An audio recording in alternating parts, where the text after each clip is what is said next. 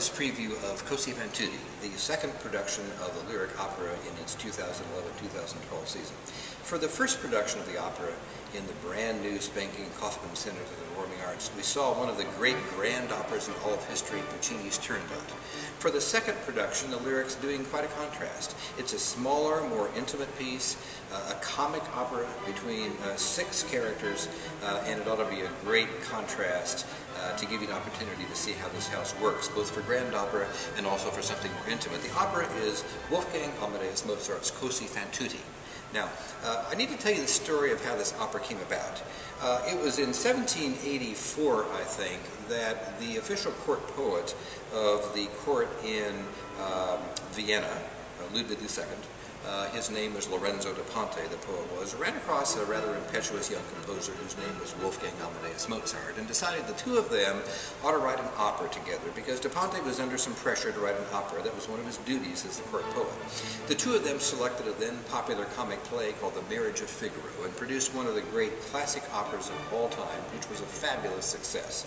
As a matter of fact, the lyric opera ended its last season at the Lyric Theater with a wonderful performance of The Marriage of Figaro. Well, that was such a success that they were hired to do a follow-up opera by the impresario at the Opera House in Prague, now Czech Republic, then Bohemia. And that opera they wrote is another opera called Don Giovanni, Don Juan, the story of the famous Spanish lover. It was also a great success. And the lyric opera, by the way, performed that piece just a couple of seasons ago. Well, that was so successful that King Ludwig thought he ought to bring them back to Vienna to compose yet another opera for his own court. Now this time, instead of letting them choose the story, he decided to choose the story himself, according to legend. And the story he wanted them to choose was a very popular story then making the rounds, supposedly a true story. And the story was that there were 2 couples who were engaged, and the 2 young men and the 2 young women were very much in love. But the 2 young men had an older friend who was rather caustic and rather pessimistic, and he went to them one day and he said, you know, your fiancés don't really love you. They would really love just anybody. They just happen to love you because you were the ones who approached them, but really women will just fall for whoever approaches them, and they don't really love you any more than anybody else. As a matter of fact, he said, given half a chance, they would drop you in favor of the next guy who comes along. Well, the 2 of them were deeply offended by this and said, of course not. Our fiancés are loyal to us and would always be loyal to us. And he said, no. He said, as a matter of fact, I'll make you a bet. I will bet you that if we concoct some reason for you to leave town for a long time, and then you come back in disguise and woo the opposite lady, that within days they will be falling for their new lovers and will forget all about you. And the young men said, of course not, it would never happen. And he said, let's give it a try. So they entered into the bet. And according to the story, they actually did leave under some excuse or other. They came back in disguise, these must have been very good disguises, and wooed their opposite lovers, and sure enough, within days, the ladies were falling for their new suitors and forgetting all about their original fiancés.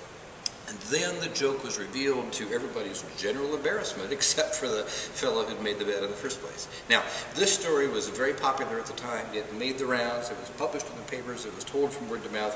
You know, if this were 2011, it would be on blogs. Probably somebody would have done a YouTube video about it. It would have gone viral. This was the 18th century equivalent of going viral. So, King Ludwig II said, use that story. I want a comic opera based on that.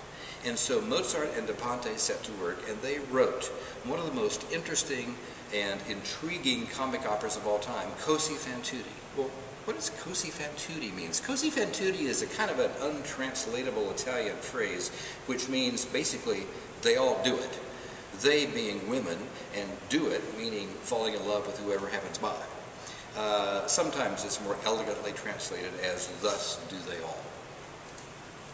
Well, the opera was a tremendous success, musically speaking, but the story was a little bit suspicious, and people never really quite bought off on it. And as a result, Cosi fan tutte was not really all that popular.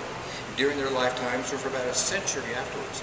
Those who wanted to present the piece in opera houses loved the music of Mozart, but they often went back and changed the storyline, changed some of the dialogue, shifted around because they were so offended by the very idea of the story. Eventually, people got over that.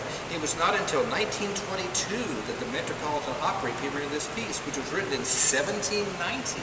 But since that time, it's become one of the most popular operas of all time, and now is recognized as the equal of Figaro and Giovanni as that great trio of operas written by this fantastic team of Mozart and Da Ponte. So, the story is the story of the two ladies, whose name are Dorabella and Fiordiligi, written in Italian like most operas were in those days.